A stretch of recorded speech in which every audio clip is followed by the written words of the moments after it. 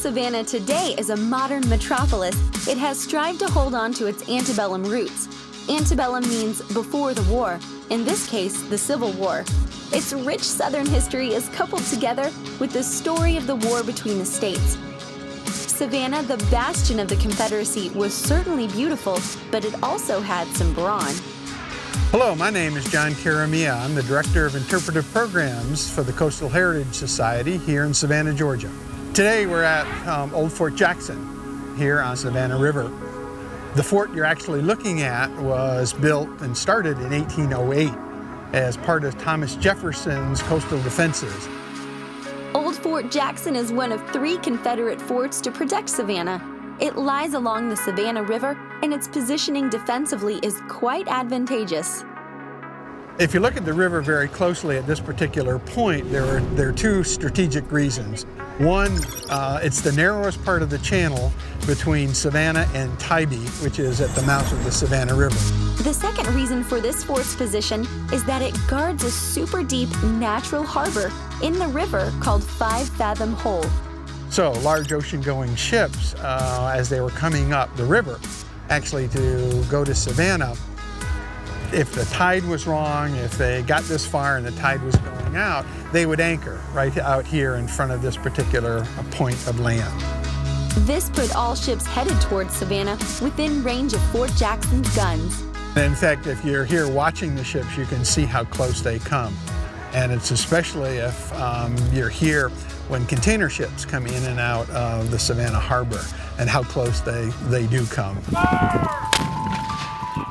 All the cannon that were ever here, both in the Revolutionary War and of course the War of 1812 and the Civil War, could fire all the way across the channel here. You can protect Savannah Harbor very well from this position. After a long period of inaction, Savannah built a larger, more powerful fort nearby named Fort Pulaski, which you can also visit. This would marginalize Fort Jackson's influence compared to the much larger Pulaski.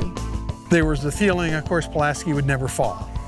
But we all know in April of 1862, after 30 hours of bombardment with rifled cannon, Pulaski fell.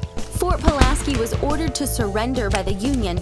The defiant commander of the fort, Colonel Olmsted, essentially exclaims, "Never!" In this case, never means a couple dozen hours later when new cannon technology, known as rifled cannon, turns the walls into Swiss cheese, forever making masonry fortification useless.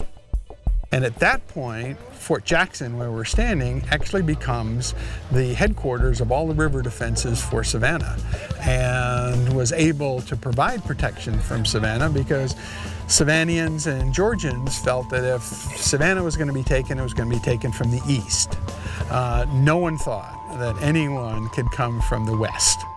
But come from the west they did, specifically William Tecumseh Sherman, one of the Union Army's most feared generals. Sherman performed his famous March to the Sea, burning down everything in its path until he got to Savannah. When Sherman left Atlanta and marched down to Savannah, they began to realize that all of the fortifications on this side of Savannah were going to do them no good. And so began building a number of temporary fortifications on the west side, which proved to be not very beneficial.